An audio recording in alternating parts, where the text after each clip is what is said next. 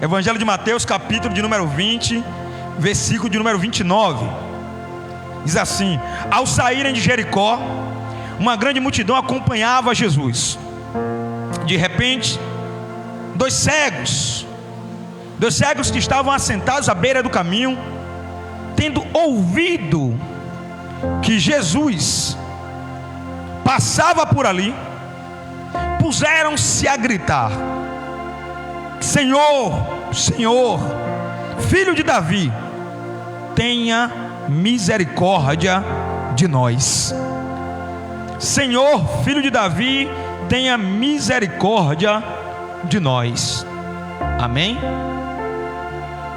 Aí diz assim: entretanto, a multidão os repreendia para que eles se calassem, mas eles clamavam ainda mais alto e diziam: Senhor, Senhor, Filho de Davi, tem misericórdia de nós. Jesus, parando, chamou os dois e lhes perguntou: o que quereis que eu vos faça? Diga assim, igreja: o que quereis que eu vos faça? Jesus nos pergunta hoje. Muito bem, deixa comigo. Senhor, que se abra os nossos olhos. Responderam aqueles dois cegos. Verso 34. Jesus sentiu uma grande compaixão e tocou nos olhos daqueles dois cegos.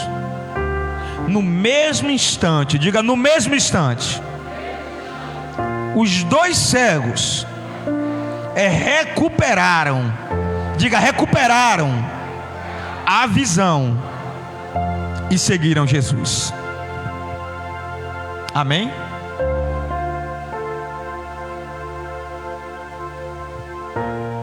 Eu não trago nessa noite uma mensagem transcendental. Estamos em um culto de celebração, um culto de júbilo, e eu não trago uma mensagem transcendental, daquelas mensagens que fazem a igreja pular e saltar. Eu trago, na verdade, pedaços de ministrações aqui do capítulo 19 e do capítulo 20. Eu estava meditando hoje pela tarde. Eu não queria ministrar a respeito desses temas aqui.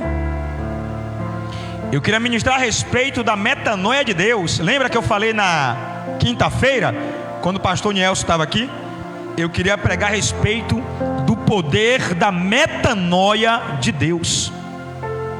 Eu pensei, eu digo, metanoia é uma palavra grega que quer dizer mudança. Mudança radical de comportamento, mudança radical de pensamento.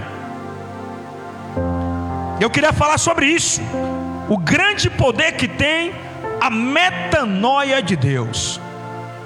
Era o que eu queria falar hoje, mas Deus não me confirmou a mensagem, e Deus me levou por outros caminhos, meditando no Evangelho de Mateus capítulo 19 e no capítulo 20. E eu trago um tema nessa noite, embasado nisso tudo aqui. E o tema é: não basta ser chamado, pois Deus opera na vida dos escolhidos. Tem escolhido aqui? Tem escolhido aqui na igreja? Não basta ser chamado. Olhe para alguém, aponta o dedo para ele e diga assim: não basta ser chamado, pois Deus opera na vida dos escolhidos. Amém? Não sou eu que estou afirmando isso, é a Bíblia que diz que Deus opera na vida dos escolhidos. Bispo, o que é que tem a ver o tema com a mensagem dos cegos? Calma, que nós vamos chegar lá, louvado seja Deus. Mas para a gente chegar aqui na mensagem dos cegos de Jericó, precisamos voltar um pouquinho lá onde nós lemos no início do culto. no Evangelho de Mateus, capítulo de número 19, no seu versículo de número 27. As recompensas do reino de Deus. Louvado seja Deus. Precisamos voltar aqui para essa realidade.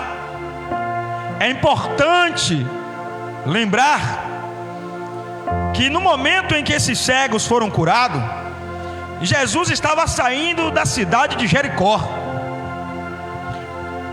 É importante voltar um pouco às narrativas bíblicas e entender que ele fez um trajeto. E qual foi o trajeto? Ele passou pela Galileia, ele passou pela Judéia, ele passou pelo outro lado do Jordão, até que ele chegou em Jericó. E depois que ele fez o que ele tinha para fazer nessas localidades, depois que ele fez o que ele tinha para fazer nesses lugarejos, depois que ele fez o que ele tinha para fazer em Jericó, quando ele estava saindo, na passagem, ele ainda operou mais 2 milagres, que foram os 2 cegos que foram curados naquele dia. Louvado seja Deus. Mas quando nós voltamos lá no capítulo 19, no versículo 27, a respeito das recompensas, os discípulos estavam seguindo Jesus por todas essas localidades, Galileia, Judéia, do outro lado do Jordão, Jericó. Os discípulos estavam preocupados com uma coisa. E qual era a preocupação dos discípulos? A preocupação dos discípulos era: nós abandonamos tudo, nós deixamos tudo para trás. E aí, a partir de agora, como vai ser? O que é que nos espera, já que tomamos a decisão de seguir este homem, já que tomamos a decisão de seguir o Messias, o Raboni da Galileia? E aqueles discípulos, eles tomaram uma atitude que eu chamo de atitude correta. Em vez de ficar perguntando para um e para o outro, eles chamaram Jesus e perguntaram: mestre, nós deixamos tudo para te seguir, e agora, o que é que nos espera? Talvez a pergunta dos discípulos seja a pergunta que um dia eu me fiz. Talvez a pergunta dos discípulos seja a pergunta que alguns de vocês podem estar fazendo. Talvez a pergunta dos discípulos seja a pergunta que você que está aqui no Facebook está se fazendo agora. Vale a pena seguir Jesus? Vale a pena servir a Deus? E Jesus respondeu aos discípulos, e Jesus vai nos responder nesta noite. Jesus, ele disse para os discípulos: olha, com toda a certeza, com toda a convicção, eu estou liberando sobre a vida de vocês 2 palavras proféticas, 2 promessas. São promessas irrevogáveis, são promessas que não vão passar, não vão ser anuladas. Ele disse: quando eu morrer, ressuscitar, for assunto aos céus, e eu for entronizado no tempo da regeneração de Israel, vocês estarão junto com o Filho do Homem. O Filho do Homem estará sentado à direita do Deus Pai. Mas adiante do trono do Cordeiro Santo terão mais 12 tronos, e vocês estarão assentados, cada um em um desses tronos, porque vocês vão me ajudar a julgar as 12 tribos de Israel. E por que 12 tronos? Porque ele estava falando com 12 discípulos, 12 apóstolos, 12 homens que largaram tudo para servir a Deus. E por que ele fala da regeneração de Israel? Porque ele fala sobre as 12 tribos. Porque Israel até hoje está esperando o Messias. Enquanto nós já recebemos Jesus, enquanto nós já estamos esperando pela segunda volta de Jesus, o povo de Israel ainda está aguardando a chegada do Mestre. Os israelitas que moram naquela nação chamada Israel, eles não acreditam no Novo Testamento. O povo judeu, eles ainda vivem na sombra do Antigo Testamento. Lá se fala muito em Abraão, em Davi, em Moisés, e quase não se fala em Jesus o Messias. Mas na batalha do Armagedon, a Bíblia vai dizer que Jesus Cristo, agora nas bodas do Cordeiro, vai interromper por um instante o momento das bodas, do casamento de Cristo com a igreja, para vir pelejar na batalha do Armagedon. E aí agora 144 mil escolhidos serão restaurados. A Israel de Deus será restaurada. Mas existe uma parte que será julgada, e essa parte representa justamente as 12 tribos daqueles que receberam o Messias, mas que rejeitaram o Messias. Daqueles que receberam o Messias, que viram os sinais, mas que chegaram em um momento, depois de viver milagres e milagres e milagres, chegaram em um momento, em um som uníssono, em uma só voz, começaram a gritar no pátio de Pôncio Pilatos: solta Barrabás e crucifica Jesus. Então, diante desse quadro, Jesus estava dizendo para os discípulos: vocês são judeus, mas vocês são judeus diferentes, porque vocês aceitaram a fé, vocês abraçaram o Evangelho, vocês me abraçaram, vocês me receberam. E Jesus faz uma segunda promessa. Ele diz: e aqui neste tempo, nesta terra, porque vocês deixaram tudo, vocês vão receber até 100 vezes mais daquilo que vocês abandonaram. Diga glória a Deus. Quem me conhece sabe que eu não costumo pregar sobre chave de carro, de apartamento, conta bancária. Eu prego sobre salvação, vida eterna, libertação, batismo com o Espírito Santo.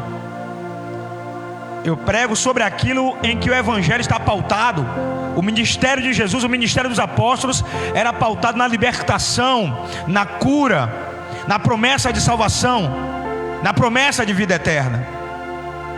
Mas observe que esse texto ele é enfático, e ele afirma que nesta terra, neste tempo, aqueles que servem a Deus em espírito e em verdade, que abraçam a causa do Evangelho de toda a sua alma, não ficarão abandonados, receberão até 100 vezes mais neste tempo e nesta terra. Aplauda o Senhor Jesus e diga glória a Deus.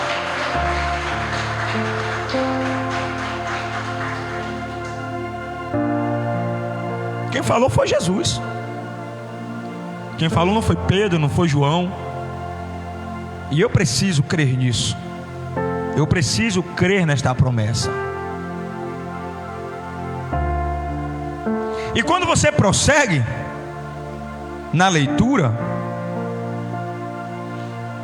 a partir do versículo 1 em diante, o capítulo 20 é dividido em 4 epígrafes. A primeira epígrafe fala sobre a parábola dos pagamentos. A segunda epígrafe fala sobre Jesus prediz o seu sacrifício. A terceira epígrafe fala: é preciso pedir com sabedoria. E a quarta epígrafe fala sobre os cegos que recuperaram a visão. Bispo, só vai pregar sobre tudo isso aí? Não. Eu disse a vocês o quê? Que nessa noite eu iria ministrar sobre fragmentos, pedaços de mensagens que me chamaram muito a atenção, e eu quero compartilhar com vocês nessa noite. Já na primeira epígrafe, na parábola dos pagamentos, nós vamos perceber Jesus contando uma parábola e falando a respeito de um homem que tinha uma vinha, e ele de manhã cedo contratou alguns trabalhadores e falaram com os trabalhadores: olha, vai trabalhar na minha vinha até o pôr do sol. Quando chegar no pôr do sol, eu vou pagar para cada um de vocês 1 denário. E aqueles homens aceitaram a proposta, foram trabalhar na obra daquele homem, naquela vinha.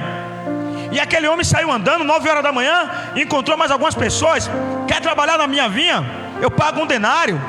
Aqueles homens foram. Por volta do meio-dia novamente, aquele homem saiu passeando, encontrou mais: quer trabalhar na obra? Quer trabalhar na minha vinha? Chamou mais pessoas. Por volta de 3 horas da tarde, novamente recrutou mais pessoas. Por volta das 5 horas da tarde, novamente aquele homem, o dono da vinha, recrutou mais algumas pessoas. Ele viu um grupo de pessoas e perguntou: o que é que vocês estão fazendo? Nada. Por que vocês estão parados? Porque não tem o que fazer. Aquele homem disse: vai lá na minha vinha, tem trabalho lá. E aqueles últimos que foram chamados, eles foram, trabalharam só 1 hora de relógio, porque quando deu 6 horas, o sol se pôs. Aí agora, aquele homem manda chamar todo mundo para receber o seu dinheiro, o seu ordenado. 1 denário era equivalente a um dia de trabalho. E chama primeiro aqueles homens que foram recrutados pela tarde, no finalzinho da tarde, e pagou para aqueles homens cada um 1 denário. Aqueles outros homens que foram trabalhar de manhã cedo ficaram observando, e a Bíblia diz que eles acharam que iria receber mais. E quando o dono da vinha pagou para cada um deles 1 denário, eles foram reclamar e falaram com o dono da vinha: é injustiça, está sendo injusto comigo.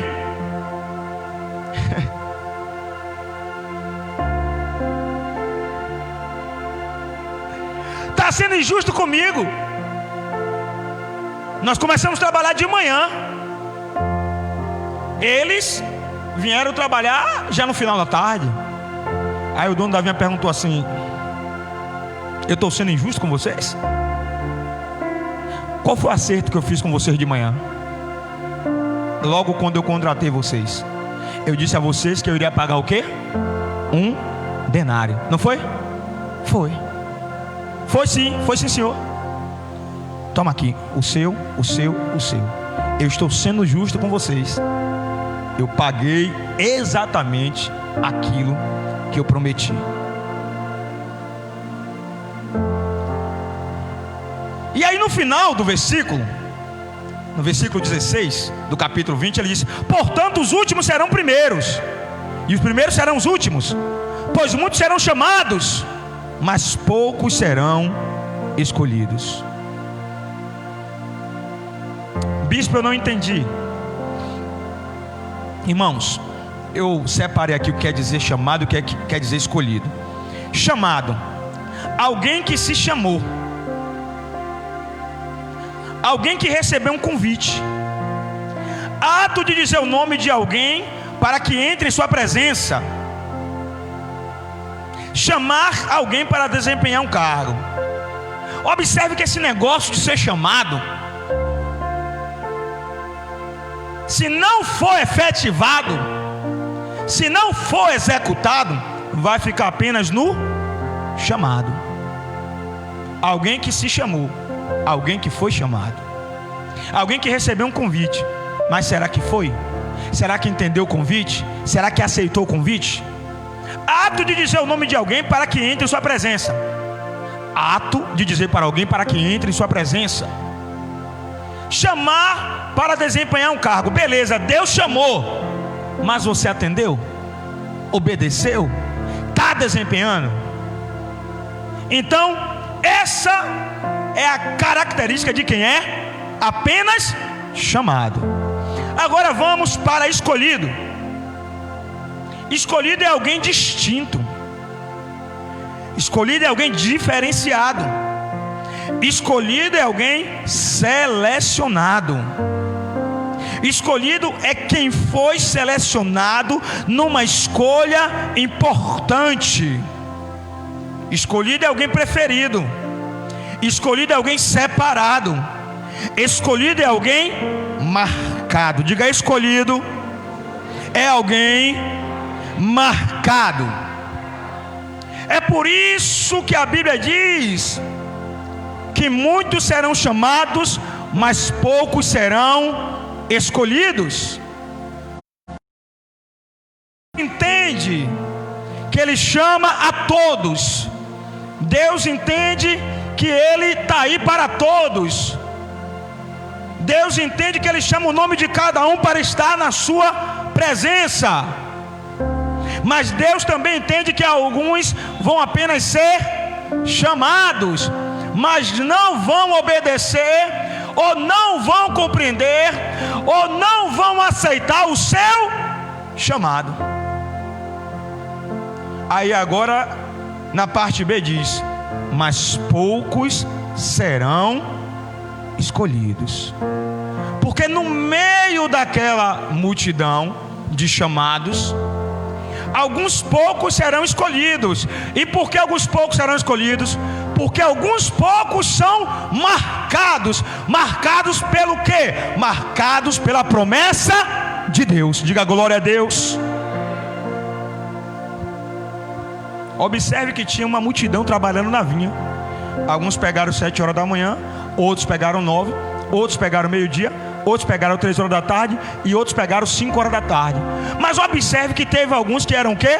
Murmuradores. Já tinha feito um acerto, já tinha assinado o contrato, cumpriram a sua carga horária, mas mesmo assim resolveram murmurar e criar problema com o dono da vinha. Isso acontece muito no nosso tempo. Por quê? Porque Deus é o dono da nossa vinha. Deus é o dono da seara. E algumas vezes nós que somos chamados e precisamos nos tornar escolhidos, vamos murmurar e questionar Deus acerca de muitas coisas, quando na verdade Deus não é para ser questionado, Deus é para ser obedecido. Diga glória a Deus. Deus é para ser obedecido. Ele é o oleiro, nós somos o vaso. Não é do nosso jeito, é do jeito dele. E o jeito dele é sempre perfeito. O jeito dele é sempre melhor. Ainda que a gente não compreenda, não entenda.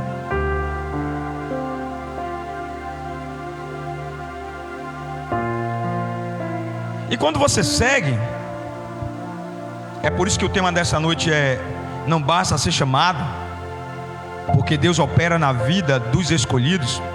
E quando você segue,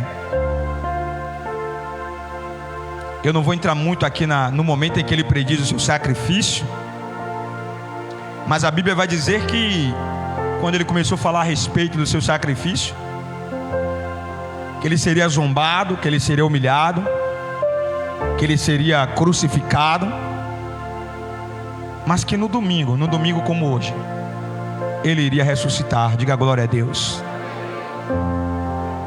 E se cumprindo cumprindo a palavra de Deus, a lei e os profetas, se cumprindo a palavra de Deus, no domingo ele ressuscitou.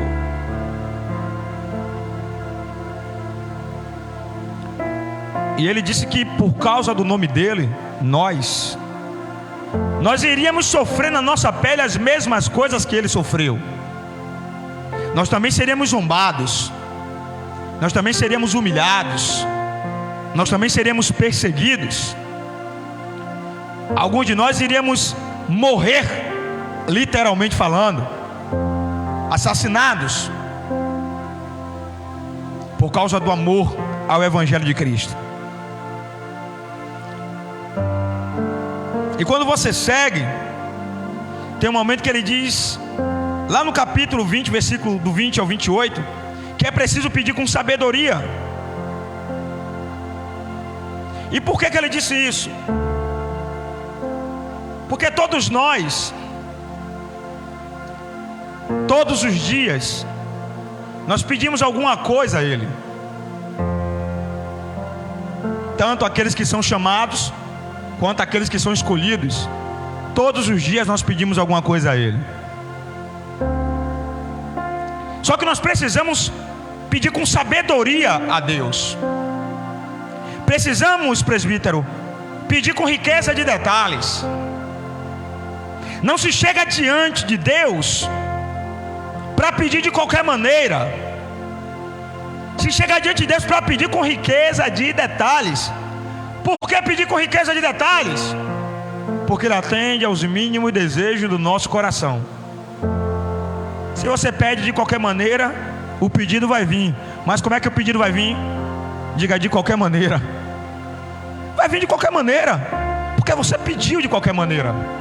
Você estava com muita pressa para pedir, quando na verdade você deveria entrar no seu lugar secreto e ter toda a calma, toda a paciência do mundo para conversar com o teu Deus e falar com Ele com riqueza de detalhes. Qual é a sua necessidade? O que você precisa?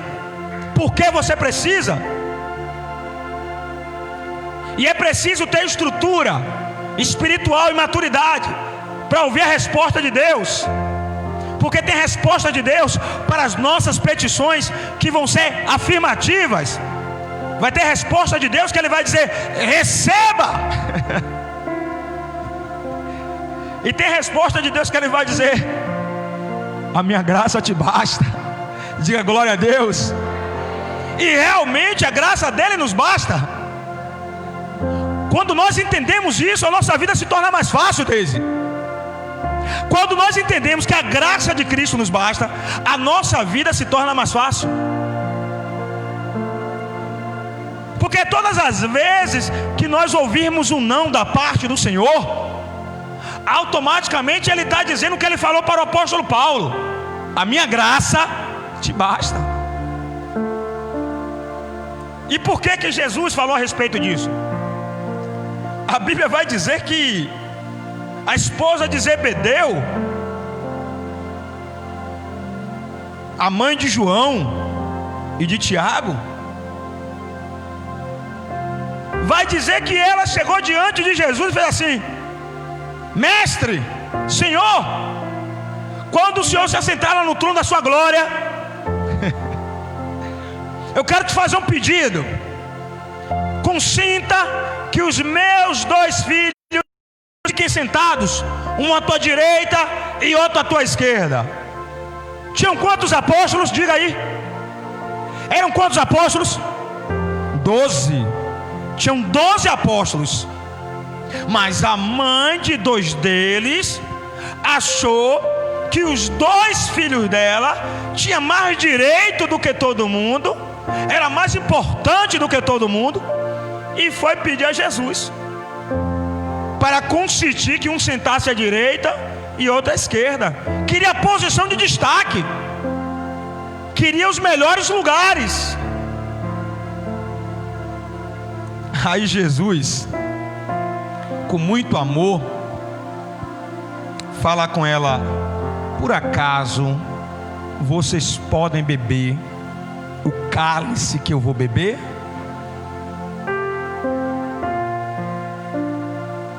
Jesus já havia falado que tinha 12 tronos. A promessa já estava liberada. O que era que eles tinham que fazer, todos eles? Aguardar o dia da promessa, aguardar o cumprimento da promessa. Não estava suficiente a promessa da forma como Jesus prometeu. Tinha que ter um algo mais. Quando esse algo mais vem da parte de Deus, maravilha. Mas quando esse algo mais que nós queremos vem do nosso próprio problema, no meio da caminhada, qual foi o problema? Jesus perguntou: vocês podem beber do cálice que eu vou beber? Não sabeis o que pedes, contestou Jesus. Pode vós beber o cálice que eu estou prestes a beber e ser batizado com o batismo com o qual estou sendo batizado? E a Bíblia diz que eles disseram: podemos.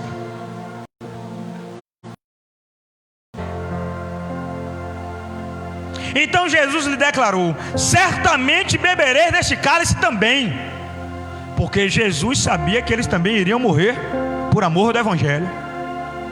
Certamente vocês beberão, mas quanto a assentar-se na minha direita ou assentar-se na minha esquerda, não cabe a mim otorgá-lo. Esses lugares pertencem àqueles que foram reservados pelo meu. É Deus quem decide tudo, igreja. É Deus que tem o controle de todas as coisas. É Deus que domina. E eu parte de Deus para falar com vocês que estão aqui nesta noite no templo, e para você que está aqui no Facebook. O querer e o efetuar está nas mãos de Deus. O controle das nossas vidas, tudo são obras de vida, para a tua vida, é o melhor de Deus para as nossas vidas. Então se conforme com o melhor que Deus tem preparado para liberar sobre a tua vida, sobre a tua casa e sobre a tua família. Diga glória a Deus. Aplauda o Senhor Jesus.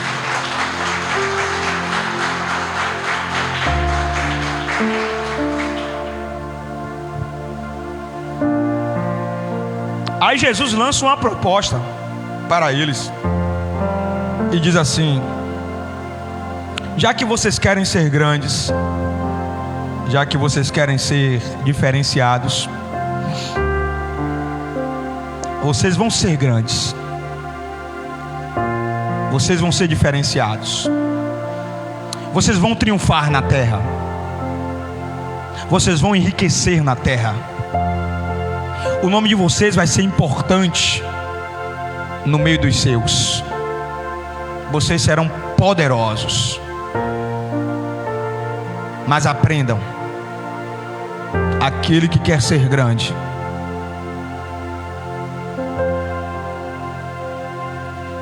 aprenda primeiro a servir aos demais. Diga glória a Deus.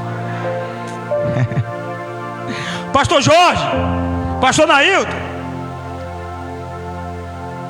olha o que Jesus disse: vocês vão ser grandes, mas antes de se tornarem grandes, aprendam primeiro a servir os demais. Por que Jesus disse isso? Porque se nós não aprendermos a servir uns aos outros agora, se nós não aprendermos a servirmos uns aos outros nesse tempo, na condição de nós tornarmos grandes, não vamos servir a ninguém. A verdade é essa. Se nós não aprendermos o princípio de servir, de cuidar das pessoas, de abraçar a causa das pessoas, hoje, agora, nesse tempo, nesse momento, depois que Deus nos exaltar, aí agora nós vamos querer sermos servidos o tempo todo. Aí Jesus diz assim: porque o Filho do Homem não veio para ser servido, o Filho do Homem veio para servir.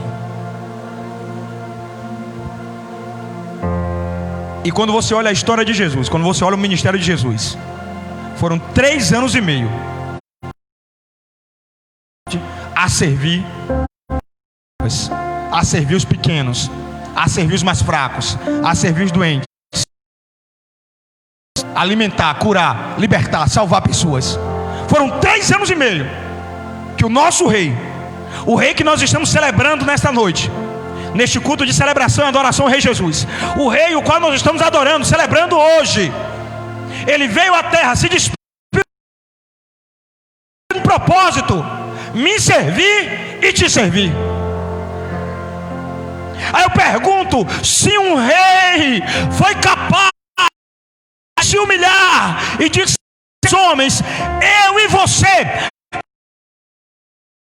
o princípio de servir e de amar uns aos outros, diga glória a Deus.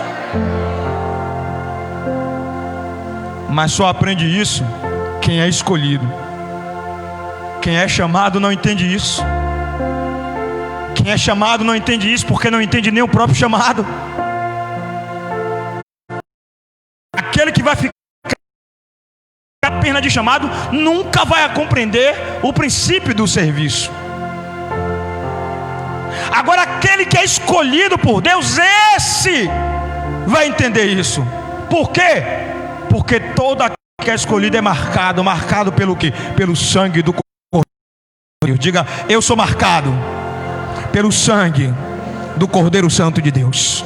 Aplauda o Senhor Jesus.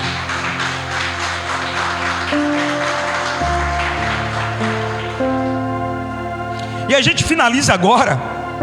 Eu disse a vocês que eu não iria entrar, né? São um total de versículos, o capítulo inteiro. Se for contar com os de lá do capítulo 19, dá um total de 37 versículos. Eu disse que eu iria só falar sobre fragmentos de cada parte do capítulo. E a gente finaliza aqui agora na epígrafe que diz: os cegos recuperam a visão. No mesmo instante, diz a parte B do versículo, versículo 30, capítulo 20. No mesmo instante, na mesma hora,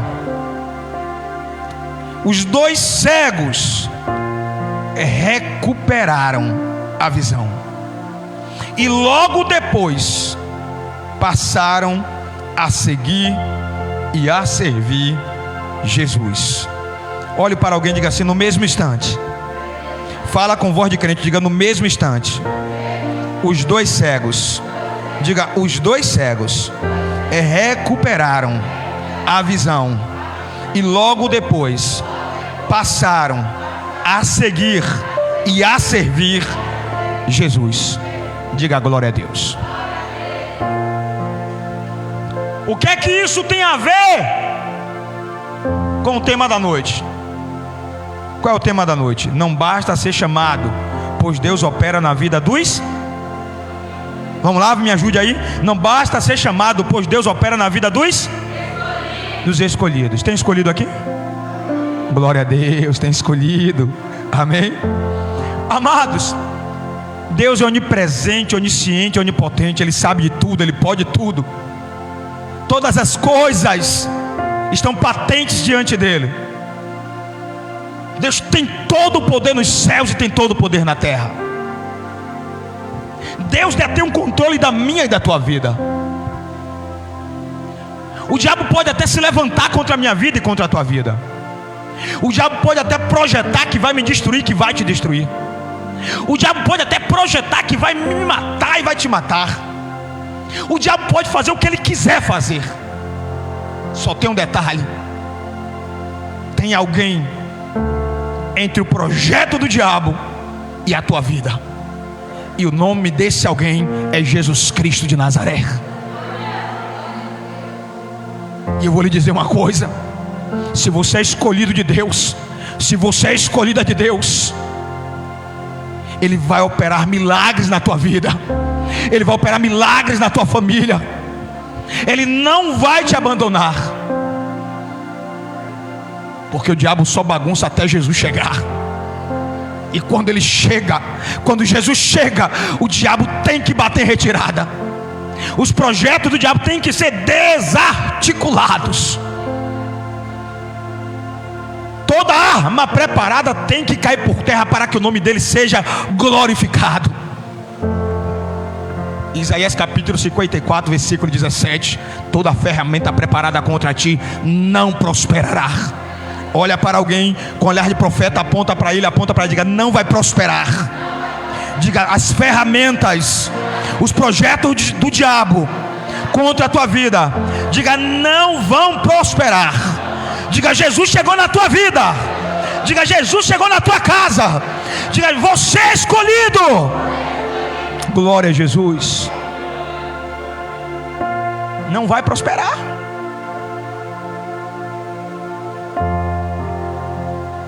O que me chama a atenção é que aqueles dois cegos, eles não sabiam, mas eles já eram escolhidos. Aqueles dois cegos não sabiam, mas eles já eram escolhidos.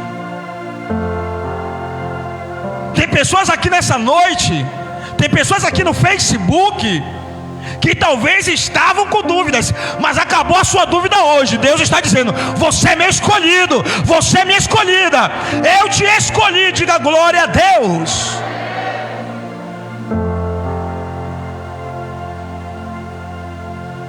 Mas além de ser escolhido, tem algo que me chamou muito a atenção e eu quero finalizar agora. É quando a Bíblia afirma que eles recuperaram a visão. Só se recupera alguma coisa quem um dia teve e perdeu. Isso me faz acreditar que aqueles dois cegos um dia enxergaram, mas por alguma fatalidade do destino, por alguma situação que eu não sei explicar, porque a Bíblia não cita, eles terminaram perdendo a visão. Mas aqueles cegos eram os dois escolhidos de Deus. Bispo, por que o Senhor está afirmando que eles eram escolhidos de Deus? Porque na parte B do versículo, a Bíblia diz que depois que eles foram curados, eles saíram glorificando a Deus, eles passaram a servir a Deus, eles passaram a seguir Jesus. E só serve, só segue, só anda na presença dele quem verdadeiramente é escolhido. Louvado seja Deus. Então eles eram escolhidos. E quando Jesus perguntou o que eles queriam, eles disseram: nós queremos a nossa visão de volta, nós queremos voltar a enxergar, nós queremos ver, queremos ser curados. E Jesus liberou a palavra sobre eles, e a Bíblia diz: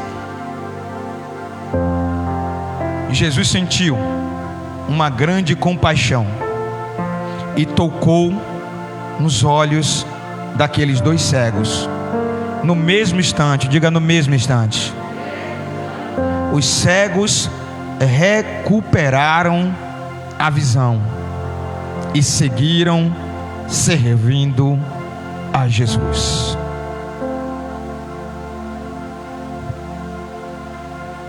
No ano de 2020, nós perdemos muitas coisas. No ano de 2020 nós perdemos amigos, sim ou não? Perdemos emprego, sim ou não? No ano de 2020 nós perdemos muitas coisas. Alguns perderam parentes, amigos, vizinhos. Alguns perderam empresas, empregos, saúde. Alguns perderam bens e coisas que têm um valor, que têm um peso surreal.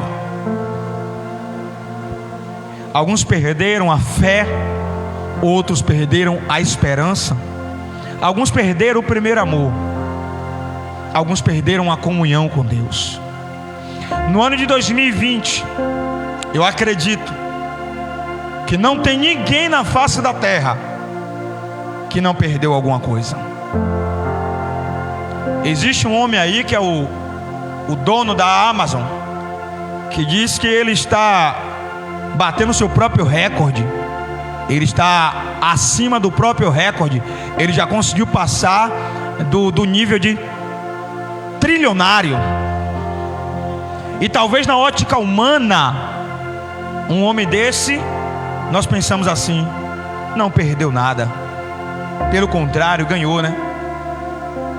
Não se engane não. Não se engane não, porque as aparências enganam. As aparências enganam. Muitas vezes nós mostramos para a sociedade que estamos bem. Muitas vezes nós mostramos para a igreja que estamos bem. Muitas vezes nós tentamos mostrar até mesmo para a família que nós estamos bem. E às vezes tentamos até mostrar para Deus que nós estamos bem. Mas somente o nosso quarto, somente o nosso travesseiro, somente o meu quarto, o meu travesseiro, somente o seu quarto, o seu travesseiro, somente as noites mal dormidas, somente as insônias, somente os momentos de lágrimas, de dor, de lamento, de amargura, é que refletem verdadeiramente quem nós somos e aquilo que nós perdemos.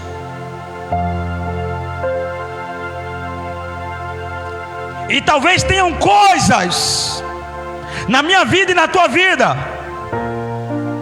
que não tem mais como recuperar. Por exemplo, quem morreu, amigos que morreram, parentes que morreram esse ano. Não tem mais como recuperar, a não ser aqueles que morreram em Cristo, que pela fé vamos nos reencontrar naquele grande dia. Quem crê nisso? Amém? Então os que morreram em Cristo, nós um dia vamos nos encontrar com eles. Mas aqueles que morreram sem Cristo, esses casos são casos que nós não temos mais como recuperar. Mas talvez nesta noite eu esteja pregando para homens e mulheres, aqui no templo e aqui através do Facebook. Eu acredito que eu estou ministrando para homens e mulheres que não são apenas chamados por Deus, mas que são homens e mulheres escolhidos por Deus. Diga glória a Deus. E eu tenho autoridade de Deus. Deus me deu autoridade nesta noite para ministrar sobre as nossas vidas e afirmar, porque Jesus disse lá no capítulo 19, no versículo 27 e 28, com toda a certeza, com toda a convicção, aqueles que abandonaram tudo para me servir e andar na minha presença, receberão neste tempo até 100 vezes mais. Louvado seja Deus. Se você é escolhido de Deus, se você é escolhida de Deus, se você que está aqui no Facebook, se você tem convicção que você passou do estágio de chamado e você se enquadra no estágio de homem marcado por Deus, mulher marcada por Deus, você verdadeiramente então é um escolhido, é uma escolhida de Deus. E Deus não vai te abandonar, Deus não vai te desamparar.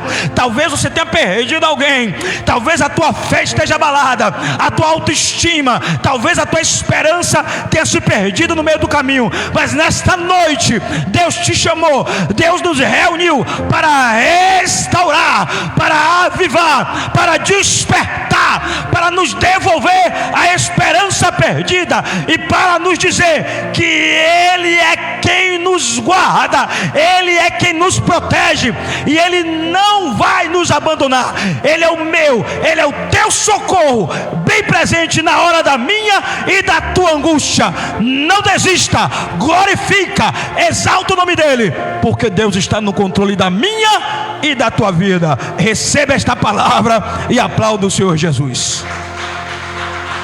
Glória a Deus. Não basta ser chamado, Deus opera na vida dos escolhidos.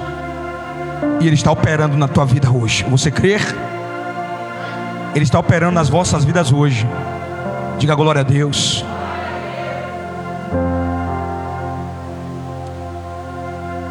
Irmãos,